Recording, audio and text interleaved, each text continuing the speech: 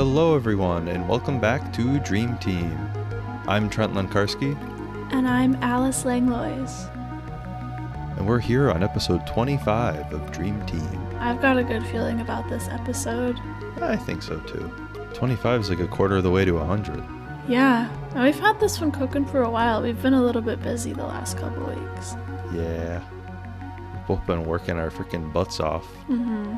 And I don't know about you, but I'm ready to sit down for a little bit, relax, and talk about some dreams. Oh yeah. I'm always ready to do that. Gosh, me too. I hope that I wouldn't be mad if this became part of my actual job someday. If we ever go big time with Dream Team, I'm not complaining because yeah. I love talking about dreams and I love hearing other people's dreams. Me too. And I love talking about my own dreams. And talking about sleep. Purely self-indulgent, relaxing. relaxing. And it helps people sleep too, so that's cool. Right. We're doing this for a good cause. Yeah.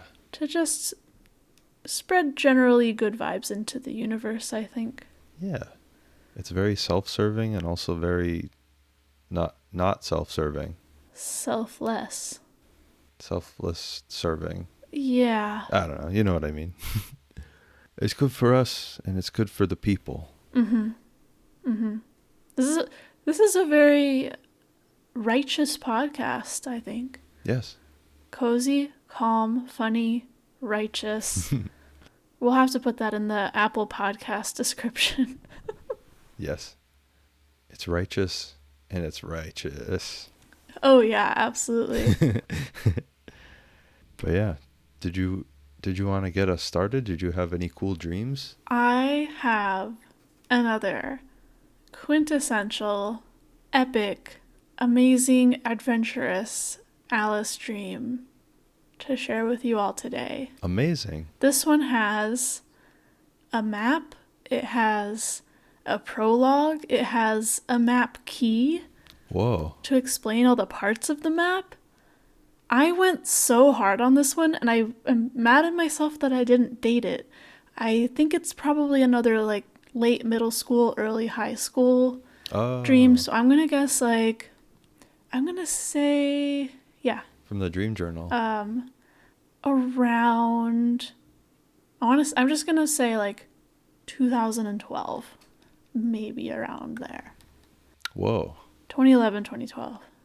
And I don't know. I just, when I was looking through my little folder of old dreams that I have now, and I've pulled this one out and I just got a rush of excitement because I was like, I remember this one and I remember how much fun I had having it and writing it down.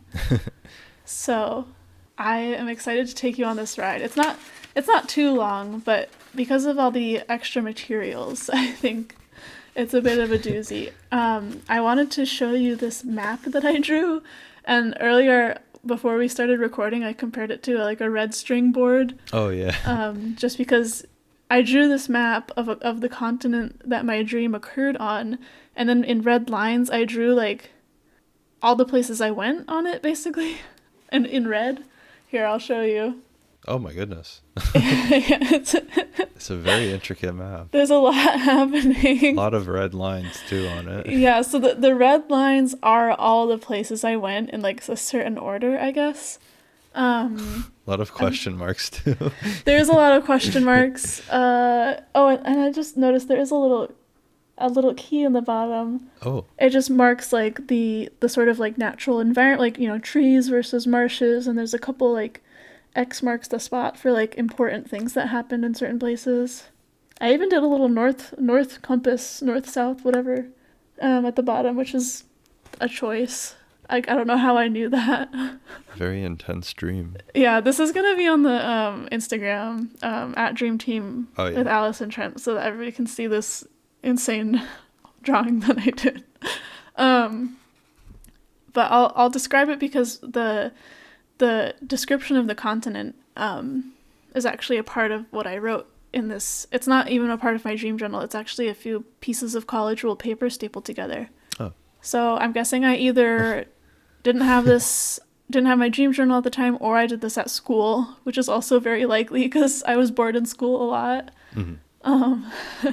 So it's basically, the map depicts a continent with the ocean on the southern side of the continent, and then there's a few sort of like kingdoms divided with borders in the continent, and then surrounding the east, west, and northern side, there's either mountains or question marks, because I just didn't go that far. And I wrote descriptions of the 7 kingdoms that were on this continent. Oh. Yeah. I was originally like, maybe I shouldn't read these, but I don't know. I was reading the descriptions, and even though it's not technically like a part of the dream, I just think it's really cool that I just knew so much about this place already. That I wrote it down. So the first kingdom is the Mud Kingdom, and I wrote, "This was my place of origin, consisting of flat marshes and a few roads. It was one of the more undeveloped areas, featuring a little more than a few small villages and houses. However, it had a main marketplace, a bustling center of commerce and festivities." And then there's the Ice Kingdom. "A quiet place with few people." Oh, okay. Here's an important piece of information that I did not explain in these descriptions. But it's also not a surprise. There are dragons that live in these kingdoms. What? Big surprise. Dragons in an Alice dream? No way. So there are different races of people, mostly humans, that live in all these kingdoms, and then there are dragons that are sort of like legendary creatures, I guess. Mm-hmm. Like they're not as normal as a regular animal, and they're not as like worshipped as a god, but they're somewhere in between, if that makes sense. Like a stingray. Yes, like a stingray. Oh, no, I don't know. Maybe like a big manta ray. Yeah. Or giant squid. Yes. So the Ice Kingdom is a quiet place with few people. The dragons here were well respected, but they're very dangerous. The Ice Kingdom was full of massive ice bridges that people there used to cross different parts of the kingdom. And in the map, I kind of drew like these big ice chasms and then these kind of bridges crossing the chasms. And then these ones I lumped together because I didn't really spend a lot of time there, I guess. There's the Gold Kingdom and the Black Kingdom, and the Black Kingdom has like parentheses dark next to it. I think it was just called the Black Kingdom, but it was meant to represent like night or darkness, sort of. The Shadow Realm. Yeah, basically the Shadow Realm. And it was both of these kingdoms were known for having in residence very powerful dragons, the Gold Kingdom especially. They were both very mysterious. Neither kingdoms communicate with others often, and their geography is obscure, so I just wasn't really sure what's going on there. And then there's the Magic Kingdom, one of the largest and most prosperous kingdoms. This is a sophisticated and united people, but has a strict government, sometimes accused of cruelty. Its people are proud of their abilities, and many think themselves as higher or closer to the gods than other kingdoms. There's the Water Kingdom, which is full of lush plant life. What? Wait, I actually just got an email. We just got a cease and desist from Disney because Magic Kingdom. Oh, no. It's like their thing that they use. Oh, shoot. Well, sorry, Disney. We're still recording this, so I don't know if I might have to cut this out of the episode. Well, Disney can suck my butt. Whoa. So okay, I just emailed that to them and they said okay. Never mind. This is the last 2 kingdoms. One of which is the Water Kingdom, which was full of lush plant life and many rivers and ponds. Its people and dragon in residence are unknown, so I don't think I went there at all. Oh. And then lastly, there's the Fire Kingdom, unpredictable and violent people, often making war with others. It has a problematic queen who is very protective of her kingdom, but makes questionable alliances. Part of the land is dominated by the remains of a volcanic eruption. So those are the 7 kingdoms that we're working with on this continent, and they all somewhat come into play in this dream. Yeah. It's very it's like very Avatar, The Last Airbender, and or like Mario, where there's all the different stages. Yeah. Okay, this is like also crazy. But several years after I had this dream, and just to be clear, the thing I'm about to compare this to is actually like not that similar, but while I was reading this, I noticed some like weird similarities. But there was a book series that came out for children that it came out like late high school, early college for me. So again, like several years after I had this dream. And this book series, to my knowledge, like it's sort of, it was written by one of the women who wrote Warrior Cats, if you know that series.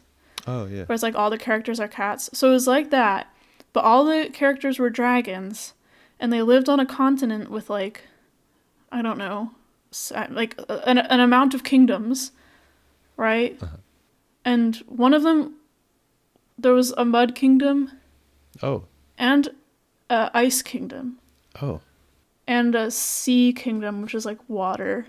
She copied your dream. I think so, but except this, like my dream is like mostly about like a place where a bunch of people live and there are some dragons. This was like all dragons all the time. Oh, okay. But like kind of weird, right? I don't know. Yeah. We can talk about prophetic dreams in a different episode, but something strange there. Anyway, this is the prologue, which I understood to be some sort of preface to the plot of the dream, not something that was actually happening. All I remember was that there was a significant and unexpected betrayal at the end between characters, and then suddenly I was the traitor who committed the betrayal, and the prologue ended. No. So all that I know at the beginning of this dream is like, potentially I have done something traitorous. I don't know. I never find out what this thing is, but like, You were the bad guy. Or, I mean, I don't know. You can be a traitor for a good reason. Who knows? Oh, that's true. All right, here we go. In the dream, my homeland was in the Mud Kingdom. I had a dragon spirit inside of me, something that only royalty had, and their dragon spirit was specific to the kingdom that they lived in. If I came in contact with the dragon of a particular region, I would gain its abilities and be able to turn into one at will. However, not all kingdoms had prominent royalty or dragon inhabitants. And in parentheses I wrote, the Mud and the Magic Kingdom specifically. So they had no dragons. And so the thing that was kind of unusual for me was that, as far as I knew, I was not royalty, and also I could gain the elemental abilities of different kingdoms and their dragons instead of just the one that I was born in, if that makes sense. Like, if you were a member of royalty in the Ice Kingdom, you might have the ability to use ice powers, Okay. or turn into an ice dragon.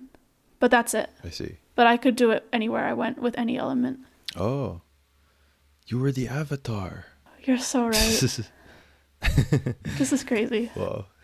I was traveling along the main market road in the Mud Kingdom with a group of friends, heading to the marketplace. When we got there, there were many people, including, I gotta turn the page here, some that I recognized. However, someone noticed me as the traitor, which I previously discovered in the beginning of the dream, and began to chase me. I lost track of my friends and headed towards the mud-ice border. I was almost over the border when I ran into a small fork where the village people there tried to stop me. But I made it across the border. I quickly gained the appearance of an ice dragon and sought a hiding place in the kingdom's massive snowbanks. However, someone found me and tried to help me. Confused and still pretty frightened, I nearly killed the man as I bounded over an ice bridge and into a small valley. There, the king of the Ice Kingdom found me and continued tracking me as I traveled around the snowy landscape, not knowing I was anything but a revered ice dragon. I stayed there for quite a while, months even, safe in the kingdom. I decided to keep moving later on and traversed through the Gold Kingdom, where I gained a new dragon spirit, and through the Black Kingdom, although I was unable to get new abilities there. I managed to make my way over the massive walls of the Magic Kingdom. TM, not Disney. But then I ran into a civilian. He was around my age and bore the common physique of his people: thick, iridescent blue-green skin, large bug-like eyes, and decorative antennae. Whoa. We made a deal. He was planning on spying on the Fire Kingdom. He wouldn't tell anybody that I was a trespasser if I covered for him on the way. I agreed, and we went to the beach. So the beach is like the southernmost part of the map. Okay. And it borders the Fire Kingdom, the Water Kingdom, and the Mud Kingdom, which I'll post on the Instagram. Okay. Something that I didn't write here, but it makes a lot of things that happen in this dream make more sense, is that a lot of these kingdoms were just not okay with people crossing the borders. Oh. Like everybody kind of kept to themselves, and it generally wasn't okay to just like waltz into another kingdom. Oh, okay. So it was the whole reason that he didn't want me to tell anybody that he was spying is because he couldn't just like go into the Fire Kingdom and like Right. see what was going on there. I agreed to the deal, and we went to the beach. We walked along the shore as the sun set, and I experimented with the new abilities I had gained over the last several months. My new companion marveled at my rare condition, but I refused to give him any details. We reached the eastern end of the beach, only to discover the Fire Queen was meeting with a strange visitor. Unfortunately, we got caught, and we were sent back to the Magic Kingdom to be punished. The sentence for trespassing to the Fire Kingdom was death. Oh my goodness. However, there was a catch. Jeez. If you were pure of heart, regardless of the crime, you would become a sort of higher being if you were killed. Whoa. This was true for both of us, and we passed. So basically, I guess we got killed, but we like came back and we're fine. Because we were, I guess, both good people. You were pure of heart. I was pure of heart. Alright, so we passed our little death sentence trial.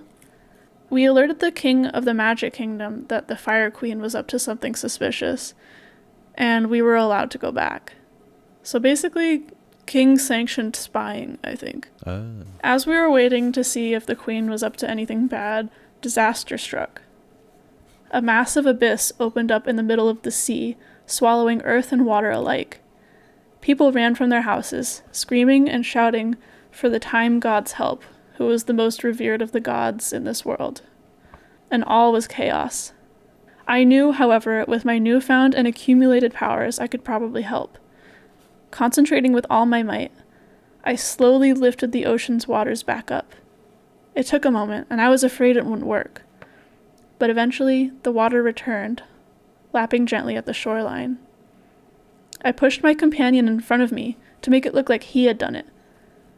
I had no time for the attention, and I still needed to get into the kingdoms of fire and water for some reason.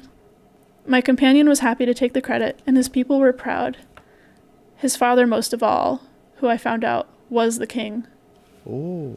We were invited into the Fire Kingdom to celebrate, the queen showing off her several fearsome pet phoenixes. I knew if I wanted to find the dragon of the Fire Kingdom, I would have to either befriend these phoenixes or remove them. As we were brought through the halls of the Fire Queen's palace, I was about to encounter one. I guess I meant the phoenixes. Oh. And that's when the dream ended. Oh, interesting. So I think for whatever reason, I was trying to like go to every single kingdom and like get all their powers. Huh. I don't know why. And that definitely wasn't my goal at the beginning of the dream. To become the Avatar. I guess so. At the beginning of the dream though, I think I was like legitimately just trying to run away from somebody who was chasing me.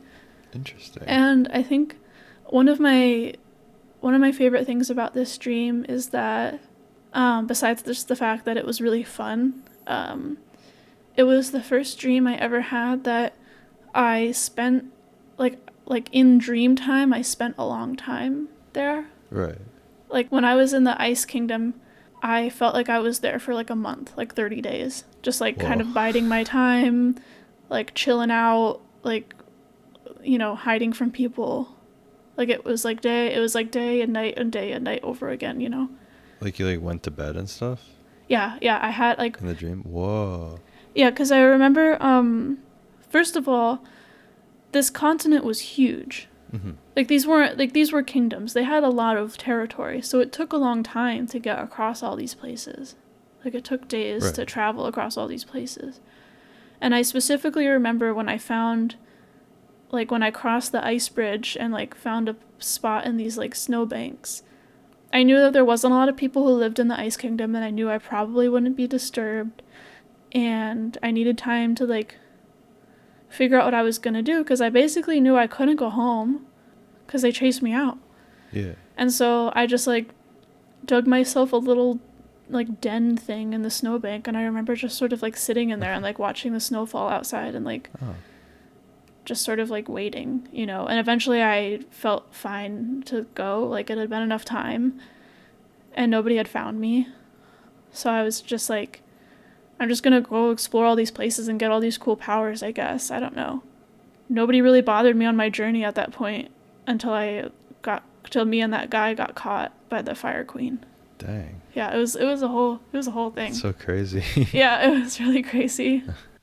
I'm like always like jealous of when you have dreams like that, because I've never really had anything like that where it's been like multiple days. It's interesting because I feel like it's really fun to look back on. I look back on it fondly, and I remember that being chased and staying in that snowbank, even though it's been years, and it never actually happened, obviously. And I remember that guy that I met and what he looked like, and I remember, you know, it's kind of fuzzy now, but I remember what all these places looked like and all that stuff. Mm-hmm. And like the physical feelings of things, you know. I remember when the ocean was like falling into that weird abyss. I had to like lift my arms up, and it felt like I was lifting like 1,000 pounds. Like it was really hard to try and like move it all back into place. But I think it's also like it's exhausting to have dreams like that. Yeah. Because it's like, I could see that for sure. It's your brain is doing the same amount of activity as an awake brain when you're trying to sleep, and the whole point of sleeping is to like give your brain and your body a rest. Yeah. So sometimes I have a dream like that, and it's really exhausting. And I mean, I don't know, I'm torn. Maybe it's a good thing, but I don't have as many dreams like that anymore. Maybe it's because I'm more tired all the time with my job or something, you know, and my brain just is so tired it can't do that. But, you know, on the one hand I miss them and I don't have them as much. On the other hand, you know, I feel like I sleep better sometimes if I just have a short little regular dream. Yeah. I don't know. I could see that. But I was just gonna say I'll always remember that one fondly. Yeah.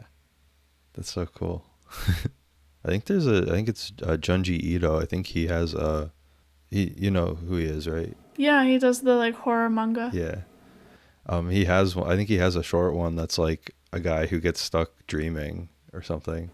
Oh, that makes me feel uncomfortable just thinking about it. I'm sorry. No, it's okay. But like he, I mean, that's his thing, right? He's just so good at like his stuff is so good at making me feel you know. Yeah, possible spoilers for that, but it's kind of like I think he goes to a hospital and he's like, every time I go to sleep I have a dream and I feel like I'm in there longer, and he's like, I was in a dream for a month, and then like, and he does like a sleep study and he's like, I was there for 5 years, and like, and it just like keeps going, and eventually, and it's like he's like there for an eternity, and then I think he just dissolves or something at the end of it. Do you know the Adventure Time episode Puhoi? No. Oh man. What is that? It's one of my favorite episodes of Adventure Time ever. Not to drag on, but it's What happens? Is it okay if I say? Of course. I'll probably watch it at some point, but no worries. Yeah, it's a great episode. I think at the beginning of at the episode, Finn is kind of, I think, in a bit of a depression. I think he's having some like relationship issues or something, and he's kind of depressed. And Jake helps him build like this really cool pillow fort to like try and cheer him up. Heck yeah. And at one point, Finn crawls into the pillow fort and like opens up, like it's sort of like a Narnia-esque, like he like opens up a blanket and it's just like this world, that's like made out of pillows and stuff. Whoa. And he like goes into it, and like he can't figure out how to get back out, and like he meets all these pillow people, and they try to help him find a way out, and they can't. And he just sort of starts to like settle into life there with all these pillow people, and he like meets like a nice pillow girl, and like they get married and they have children, and like he lives an entire life there until he grows old and dies, and then Finn wakes up in the blanket fort. Whoa.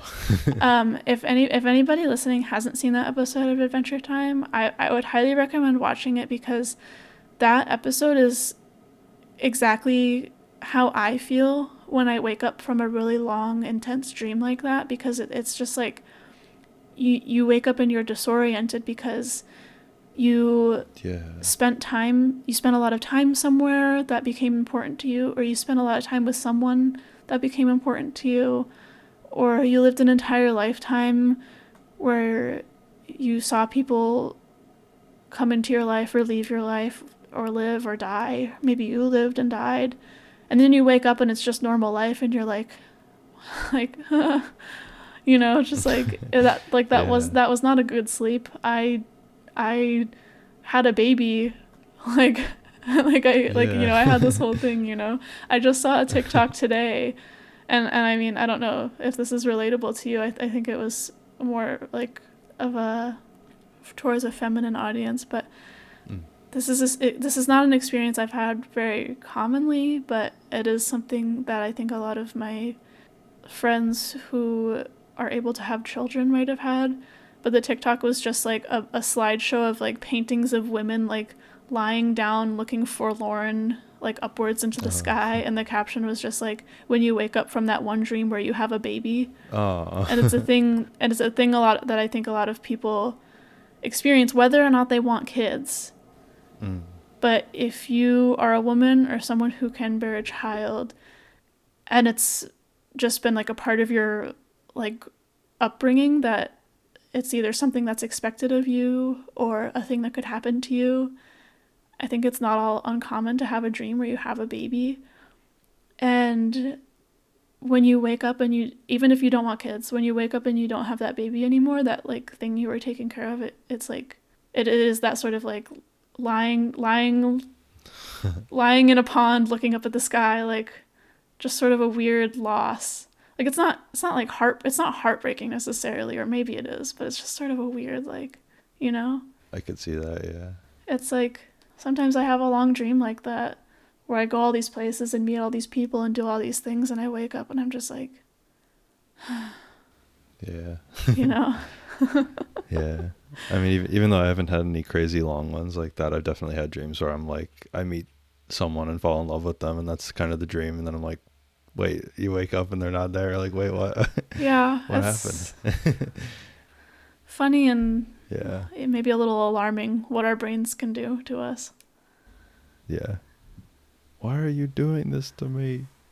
Has your brain shown you anything weird in your sleep lately? Not like recent, but like a month or two ago, I have a good one. I'd love to hear.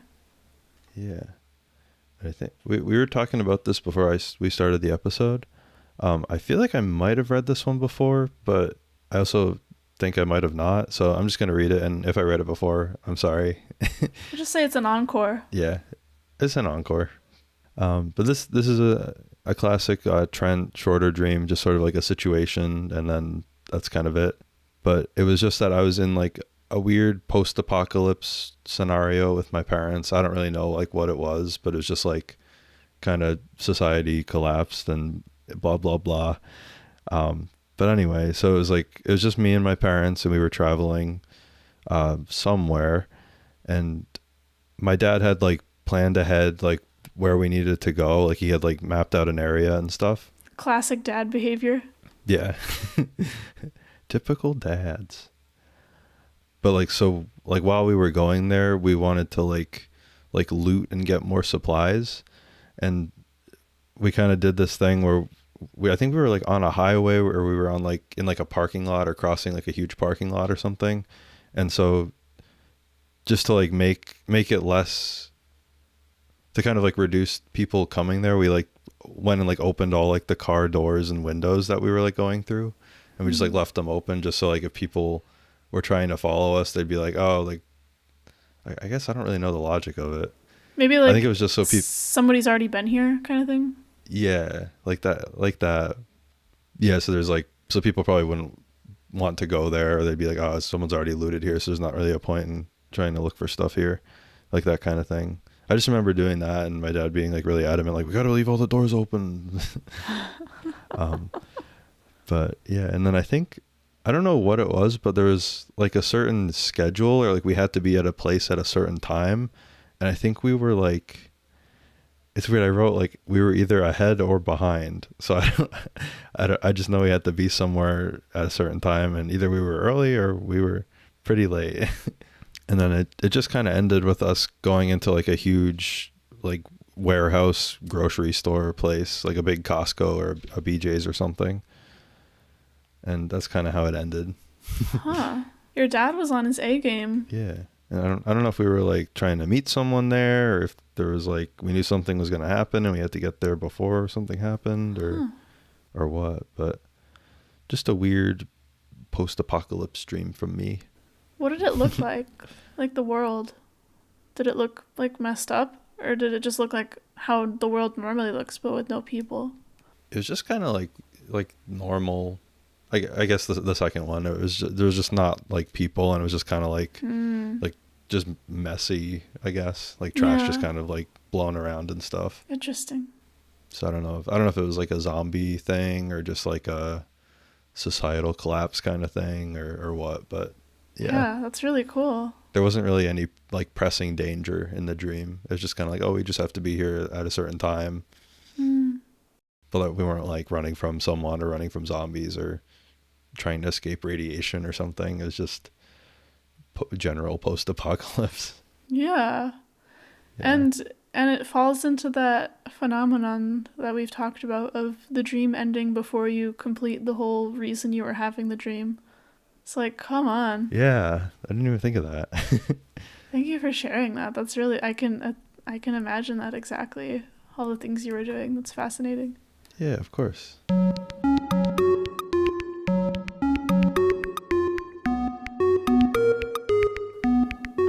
I heard that you might have a dream fact. I do have a dream fact. Oh my god, Mr. Dream Fact. Special episode. I'm bringing the dream fact this time. Mr. Dream Fact. Dream me a fact. Bum, bum, bum, bum. But yeah, I guess my dream fact is not really, it's not really about dreams. It's more about sleep. Yeah, but sleep is what you do to have dreams. Exactly. It's all coming together. I do have some applicable stuff to dreaming too in it, so. Oh, I'm so excited. I was just kind of interested in these cool things where people sleep in different patterns than normal, and they're called like monophasic sleep, biphasic sleep, and polyphasic sleep. Basically, I'll break each one of them down and talk about some general like history stuff with it. But monophasic sleep is what we all kind of do and what we know and love, where you just sort of sleep in a big chunk. You know, you go to bed at like, I don't know, midnight, and then you wake up at 8 a.m. or whatever. You sleep like a good 7 or 8 hours. You know, some people sleep like 6 hours, some people sleep 10. It's just whatever you naturally do. But apparently that's a more recent thing that we as people do. What? But I love that one. Yeah, it's a good one. I do it all the time. Yeah, so pretty much before like the Industrial Revolution, so like the late 1800s and like up until like the mid 1900s, more people, or pretty much all people, did what's called biphasic sleep, which is essentially two phases. You know, monophasic meaning one phase, biphasic meaning two phases. And it's just sort of your body's natural rhythm to just go to bed and like wake up partway through and then go back to sleep and then wake up when it's light. So it was sort of like people would go to bed like, I guess right at or right after sunset. So like, I guess depending on the time of year, like 6 or 7ish. I guess like 7 or 8ish. Yeah. And then their bodies would just kind of naturally wake up around like midnight. So about like 4 to 5, maybe 6 hours after. So like a short, like a decent amount of sleep. And people would just be awake at like, midnight or 1 a.m. and would just kind of do stuff for a couple hours and then go back to sleep. That's crazy. Yeah. Some of the things I read were just people would, they'd just, check on their kids, like take care of their children, maybe like do some simple farming, like check out their animals, make sure their animals are okay. Eat a small meal. That's kind of where the phrase midnight snack comes from. No way. People would just wake up and have like a little meal, eat some bread. And yes, I guess if you wake up at midnight, it's not an uncommon thing. It's sort of been a thing people have done all of history. And then other things like keep fireplaces going and stuff like that. And yeah, I wrote kind of a lot. So, but yeah, and then, like I said, they'd fall back asleep around, 2 or 3ish, and then wake up with the sunrise around like 5 or 6, or I guess depending on the time of year also. And then I wrote insert rooster sound here. Okay, cool. But yeah, so like essentially they would get, a good 7 or 8 hours of sleep, but it would just be broken up, as opposed, like 12 hours of sunlight, 12 hours of darkness. It would just sort of be like, 4 to 6 hours, and then they'd be awake for like 2 or 3, and then kind of go back to sleep, and then wake up like right with the sunset. So. Can I ask a question? Of course. Okay, so like if I went off the grid Mm-hmm. and like moved to the middle of the woods Mm-hmm. and started going to bed at sunset, would my body start doing that naturally? I think so. Really? I think so. There is. Because I know, because you said this is happening like pre-industrialization. Yes. But something like like pre-lights. And like something that's like evolution, that takes like thousands of years. Mm-hmm. So it would take a really long time to evolve not having naturally biphasic sleep. But it's only been a couple hundred years. So like that makes me think that like, what if our bodies still would rather be doing that? I think they would. I don't have the exact source, but there were definitely a handful of studies that showed that under certain conditions, people would just kind of naturally fall back into that. So pretty much what you're describing. So I feel like if you did that, if you just sort of went out in the woods and went to bed as soon as the sun set, or right after, over, a couple weeks or months, maybe your body would just naturally do that. You just wake up at like 1 a.m. That's so, I feel like we're all doing it wrong. Pretty much, yeah. We're all doing it wrong. Like, what if that's what's wrong with society? It could be. Like, I mean, like I said, it was like the Industrial Revolution that sort of caused that. People had, electric lights, and it was brighter all the time. So they'd be like, all right, well, I'm still awake. I can be awake. I'll just stay awake till midnight. 4 hours. Yeah, exactly. Wake up later. Yeah, it's easier for me to read a book now than reading it by candlelight. It's easier for me to hang out with more people. I can, walk outside at night and it's, bright on my street because we got gas street lamps and stuff, electric street lamps. Crazy. Yeah. But yeah. Wait, but I want to hear about the other one. Yeah, I think I have a little more about biphasic too, and then I'll get to polyphasic. But yeah, another example of biphasic that's a little bit different is the siesta. They do this in Spain, correct? Yeah. For those of you who don't know, a siesta is sort of like a late afternoon nap, and it's commonly practiced in many countries around the world. Like Alice said, Spain, like Spain and Italy, a lot of like Mediterranean countries, like some Northern Africa, most like Southern Europe, and then most like Hispanic American countries as well. And then China also, which was interesting to me. I didn't know that. But so you get like your normal amount of sleep or a little bit less. I guess they go to bed later in those countries maybe. So like you go to bed at like midnight and then wake up at like 6 and then. My friend, I have a couple of friends from Spain, And one thing I learned very quickly about them is that, like, in Spain, it's super normal, like, even on a weeknight, to, like, Hmm. go out and, like, stay out really late. And when they first told me that, it blew my mind. I was like, there's no way. Like, I feel like I can have, like, one night, like, on a weekend where I, like, stay out till 2 or 3 in the morning and I feel awful the next day. And they're like, oh no, like, on a weeknight, you can go out at, like, you don't even, you, like, eat dinner at, like, 9 p.m. and then you go out at, like, midnight and, like, hang out and, like, have drinks and stuff. And I was like, that's Interesting. crazy. But I think they just Yeah. have a whole different schedule, a whole different life schedule. Yeah. As you said that, I remember when I took Spanish in high school, I remember a teacher's mentioned that once, that like people in a lot of like Latin American countries and in Spain as well, they like eat dinner around like 9:30 or 10 p.m. Yeah. And it's because it's like they, you wake up kind of early, eat breakfast, eat lunch, and then you have like your siesta in the afternoon, and then you're sort of, you eat later, and then you, like you said, you go to bed around 1 or 2 a.m. normally. So it's so interesting. That's right. And like that, I mean, that's, yeah. So like, how long? Because like when I think of a nap, I think like half an hour to like 2 hours max. Do you know like how Mhm. long a siesta usually is? Like, is it longer? I think it's that, and Really? I might be wrong, but I think it's like, I saw a bunch of like pie charts showing the sleep and stuff. Mm. You can look, yeah, anyone listening can like kind of look it up. There's a bunch of different ones. Um, but yeah, I think for like the siesta, it's like 6 hours of like sleep, and then like 1 to 2 hours of the siesta, I think is what I saw, if I remember right. Interesting. Yeah.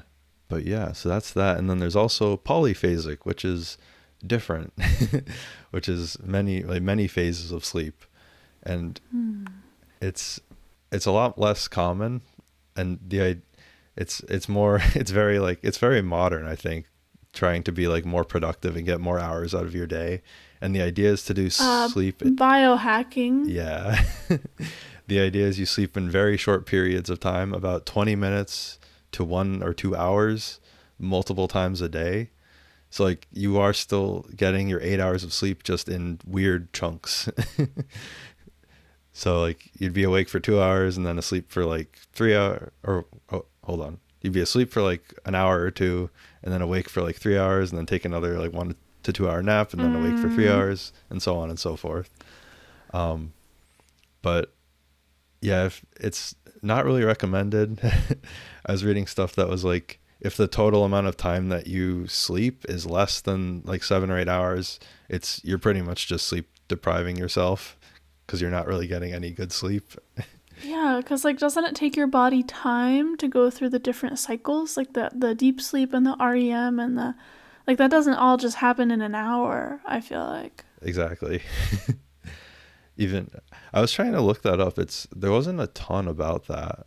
Like with the biphasic, I was wondering. I was like, do people still had dreams back then? Obviously, Right, of course. but it was just the REM. I guess you'd kind of hit your REM cycle like each of the 4 hour sleep cycles, I guess. Yeah, and I think too, we can look into this more, but I'm pretty sure that, like, it isn't like you go through the stages of sleep once per sleep. I think you kind of go in Yeah. and out of deep sleep and REM and deep sleep and REM, and then you come out and then you wake up. So, Yeah.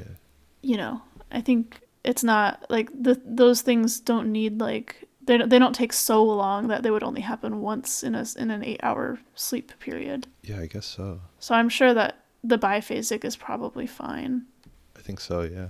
I'm a little skeptical about the polyphasic though. Yeah. I'm like, I can't feel good. I can't imagine it feeling good to do that, you know?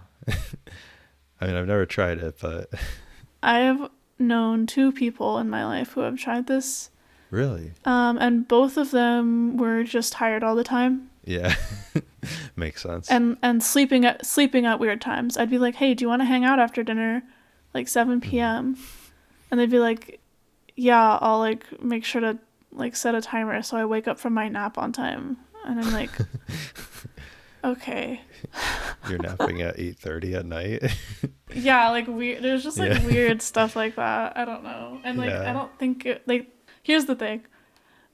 Both of those people swore that it was helping them. They're like, no, like it makes me like that this way I can like work on my projects at 3 a.m. or whatever. Because I'm still technically getting 8 hours, and I'm like, you you sound like a crazy person, and I hope that both of those people. I haven't talked to either of them in a long time, but I hope that both of them are not doing that anymore because I just Yeah. I just don't think it was working. Like I just don't think it was. Yeah. And in the benefits I wrote, it makes people think they're more productive. So I think, yeah. It makes people think they're more productive. Okay. Yeah. It's like Makes like people not like actually feel more productive. Yeah. Mm. So yeah, I didn't have too much else, but I guess I just wanted to talk about I guess the benefits and the downsides of both, or all the different ones. I think it seems like biphasic it's like a benefit is it's more of what our default is. Like Right. it's like our biologically we default to sleeping like one kind of big, one's like medium sized chunk and then like another medium sized chunk, or like a kind of bigger chunk and a smaller chunk like of sleep. So it seems like that's kind of the natural human biology to do that. And yeah, like I said, under certain conditions, people will fall back into biphasic. And then, yeah, and the other benefit is it gives people that feeling that they're like being more productive, or like, being awake at it.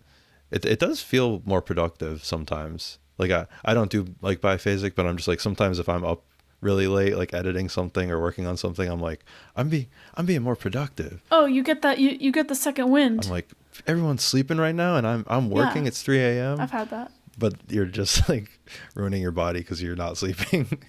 Yeah, here on Dream Team, we don't condone doing that to yourself. It will always make you more productive and always make you feel better if you sleep the right amount of sleep. Exactly. And that leads me to the downsides. Woo! Of biphasic and polyphasic. And the main one is just sleep deprivation, which is bad. And I'll talk about what happens.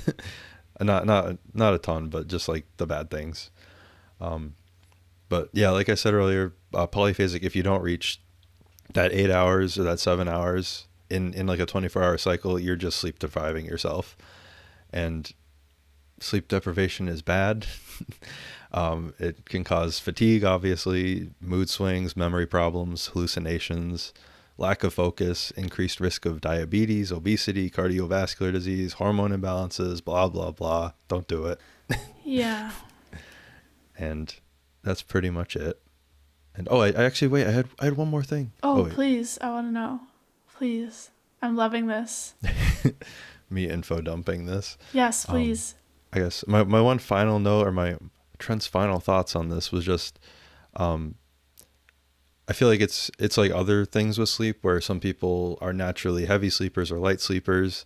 I think some people just require more sleep or less sleep, like naturally. And maybe you naturally want one big chunk of sleep, or a couple different chunks of sleep. So I don't know. It could be interesting to try. I said this before we started recording, kind of as a joke, but kind of seriously. I do want to try to do like the biphasic one. I'd be interested to see how it works. Like just waking up at like 3 a.m. just to see what happens. I would love if you did that. I would love if you did that. Okay.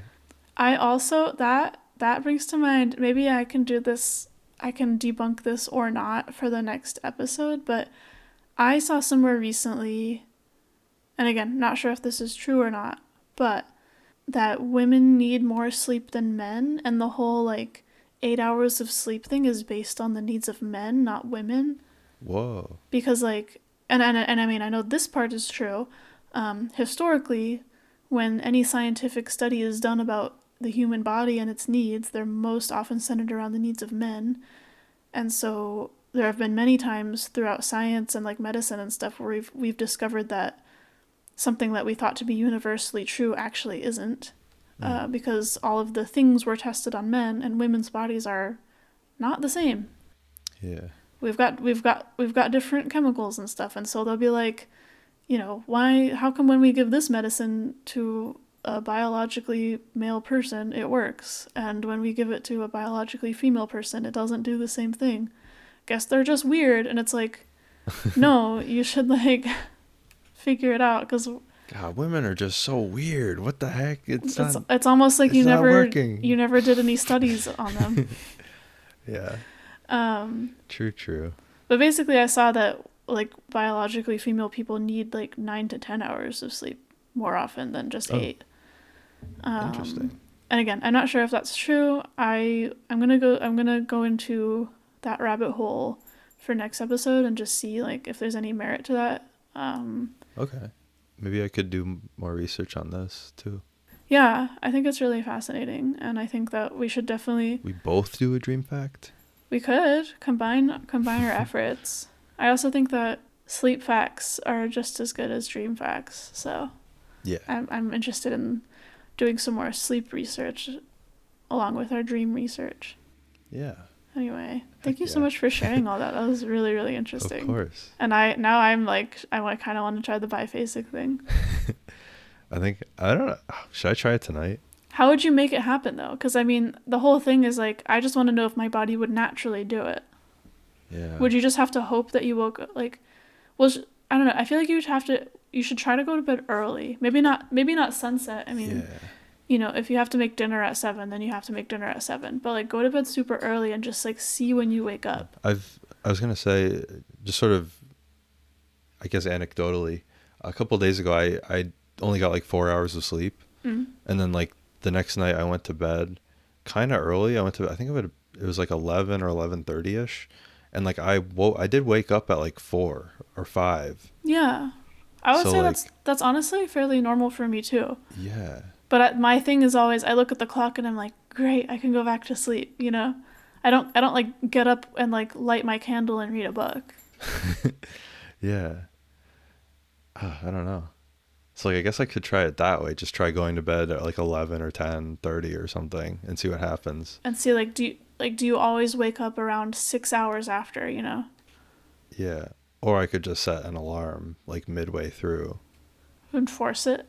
And then force myself to get out of bed and then just do stuff for like an hour or 2 and then go back to sleep and then see how I feel.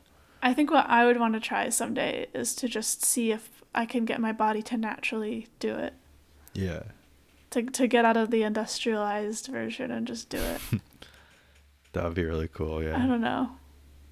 Trent and Alice go off the grid to reset their circadian rhythms. Yeah.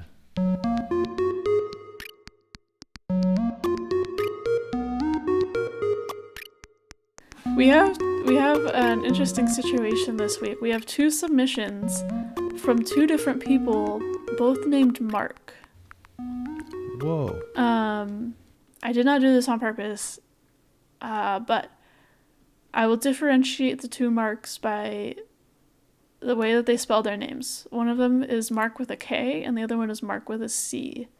So I will be reading a dream from Mark with a K, and then Trent will read a dream from Mark with a C. Mark with a C. Woo. I'm just going to launch into it because we're going long here. Yeah. This is from Mark with a K. I feel like I'm supposed to read this with a British accent. It's got the hello where you take out the H and put an apostrophe, Hello. Hello, Dream Team. Okay. Don't know if Mark's a British person, so I'm sorry. It could also just be like, hello, Dream Team. Doesn't sound as good, but Mark writes, I've been meaning to send in a dream for some time, ever since I began listening to the podcast. So I thought I'd try sending in one that always stuck with me, that happened a pretty long time ago. I don't quite fully remember all the little details, but I do generally remember most of it. The dream began with me in a luxurious-looking hotel lobby, with a red carpet going from the entrance to the reception desk, and marbled floors and walls. The reason I was there, apparently, was because I was on a secret mission, which was to steal the silver pillow of a North Korean officer that was in the hotel who was delivering pillows to Kim Jong-un. Once I saw the officer enter the hotel, I went into the elevator that was near the reception desk and went up to the roof, which was weirdly small in comparison to the size of the lobby, and it was only the little part where the elevator came up from, and then all around was just a square balcony. Oh, just a quick side note, forgot to mention at the top of this stream, there's a wee bit of gun violence in this one. Oh, okay. This is another sort of like heist type dream, if you weren't catching on already. Mm. I waited for the officer to come up, and soon enough, the elevator doors opened, and I saw that he was carrying both a briefcase which had a golden pillow inside, and another which had a silver pillow that I was supposed to steal from him. So I quickly snatched the silver pillow briefcase from him and hid on the side of the concrete balcony over the edge. There was a little bit that extended from the balcony, so I wasn't hanging from the edge. Instead, I was laying in a little spot just below the concrete slab that made up the side of the balcony, where I was kind of hidden. Soon enough, though, the officer managed to find me and pointed a big gun at me and shot me off the edge into some water that was below. But for some reason, I didn't die.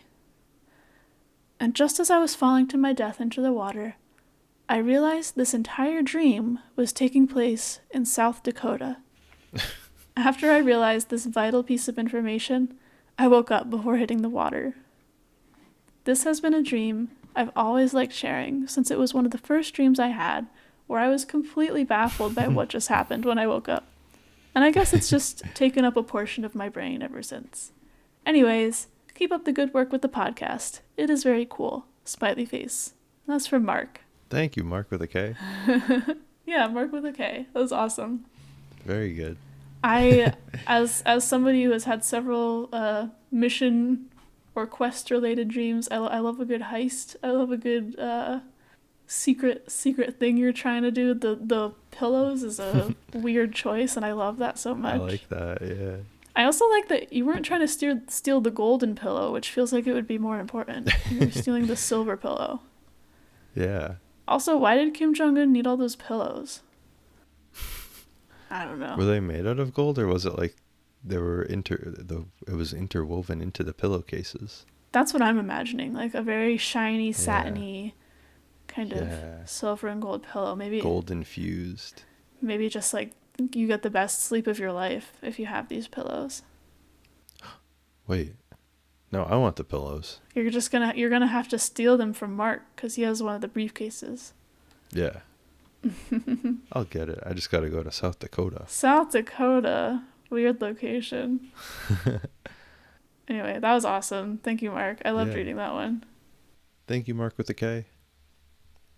And I guess now I'll read... Mark with a C. Mark with a C. Let's go.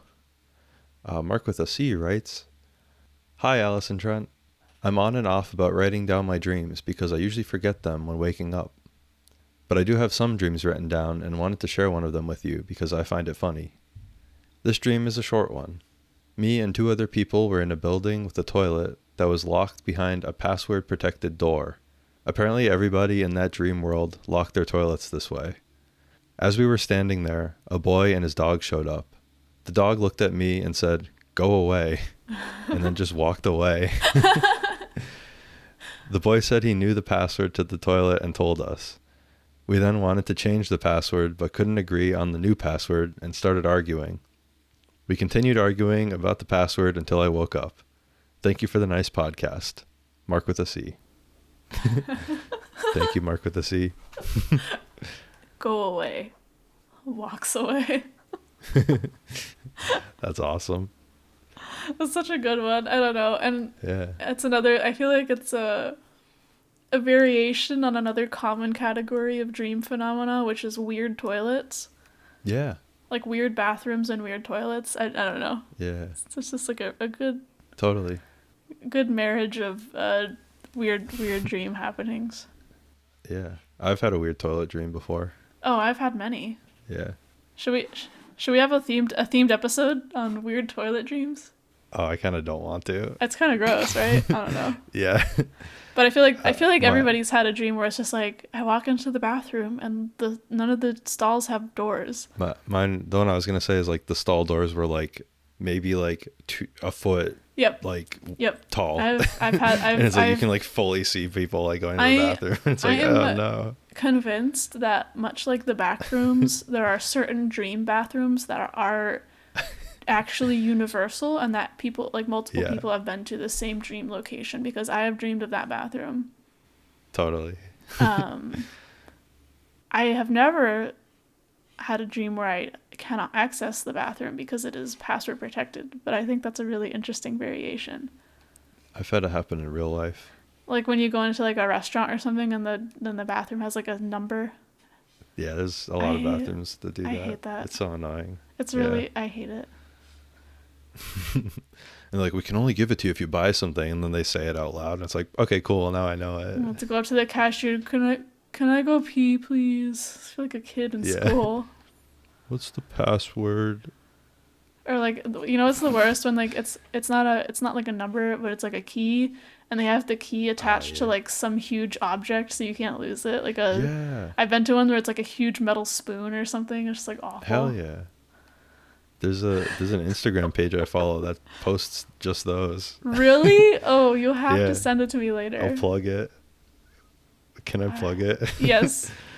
Okay, but first I'm gonna plug the email that you can send any of your dream submissions to, which is dreamteampodcastsubmissions@gmail.com. That's dreamteampodcastsubmissions@gmail.com. We love getting your submissions. Keep them coming. They can be from you. They can be from your friends, your coworkers. We'll take them all. And if you want to see images, drawings, like my map from this episode, or drawings from some of our submitters, or hi Punchki, relevant photos or graphs from the things that we talk about, you can check out our Instagram, which is @DreamTeamWithAlice and Trent. Sometimes we post polls on there, and you can also DM us on that account your dream submissions as well. Trent, you still cooking up that Heck yeah. weird bathroom key account? I'm trying to find it. I can't find it. All right. Well, I've got some other things to plug. Last episode I mentioned that I had a film coming out, and it's out now. Oh, yeah. It's a film that Trent and I made together. It's called Advice from a Snail, and you can find it on my YouTube channel. If you haven't watched it already, I would love if you checked it out. We both had a lot of fun making it, and I don't know, I've been feeling pretty good about it. A lot of people have been telling me that they like it, so go check out Advice from a Snail on my YouTube channel. Yes. It's awesome, and it was a lot of fun to record, and Alice did an awesome job making it. Watch it. And you did an awesome job being a snail. Thank you. All right, I got nothing else to plug, so there's just going to be some awkward silence until Trent finds this account. It's up to him how much of this silence he wants to leave or edit out. I am getting sleepy though. I'm in my fuzziest blanket. For some reason, I can't find the page that I'm thinking of, but if I do find the page, I'll put in post. We'll do it in post. Me from the future. Me from the future for me now is going to say what it is right now. Hi everyone, it's me Trent from the future. I figured out the page of the weird bathroom keys thing, and it is on Instagram. It is all one word, public restroom keys. It's a fun page where they post a bunch of weird like bathroom keys. So go check it out. And now back to past Trent, who was recording the episode. Sending it back to him now. Cool, thanks. If not, I edited that out. Thanks Trent from the future. I can't wait to check out that cool Instagram account. Me too. Thank you, Trent from the future, who, for me editing this and everyone else listening, will be me in the past, talking to me in the future. But anyway, thank you all for listening. I know this was a bit of a long episode, but I guess we're kind of making up for lost time because it's been a little bit since we posted. Consider it some bonus content for our little impromptu hiatus that we've taken. True. Thank you all for listening. Thanks for the awesome submissions.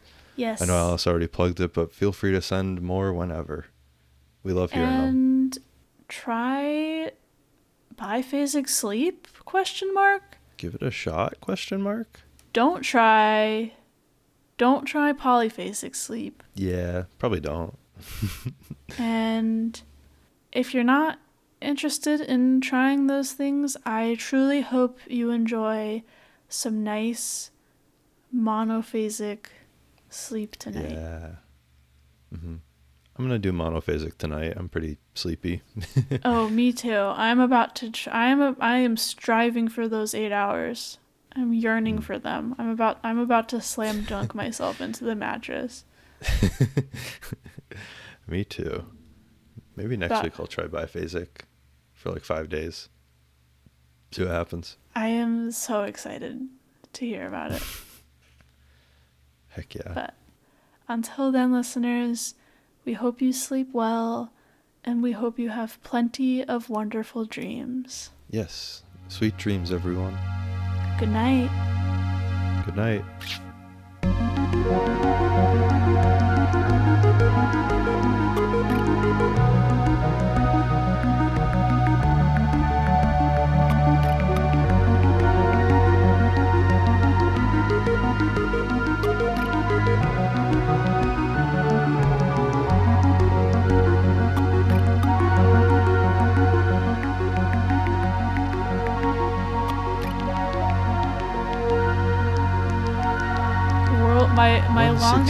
My longest dream team ever. Dream team. Dream team.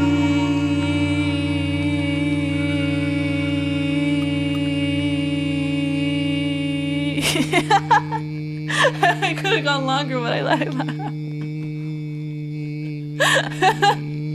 Trent has fallen asleep at the mic.